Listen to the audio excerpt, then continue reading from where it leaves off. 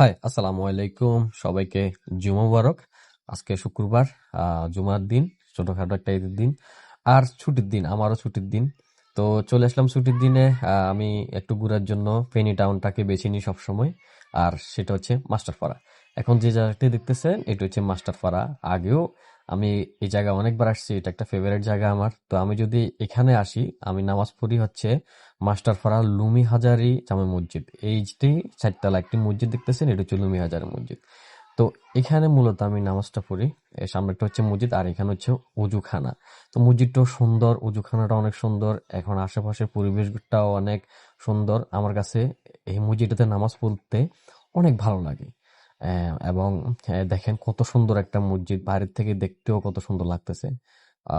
এই জন্য আমি সবসময় এখানে আসলে চেষ্টা করি এটাতে নামাজ পড়ার জন্য। এই যে এদিক দিয়ে সামনে গেলে আরেকটা মসজিদ আছে, ওইটা তো মাঝে মাঝে পড়ি, তবে এটাতে পড়তে একটু বেশি ভালো লাগে। সুন্দর একটা মসজিদ, এই যে আহ লুমি হাজারি মসজিদ এটি।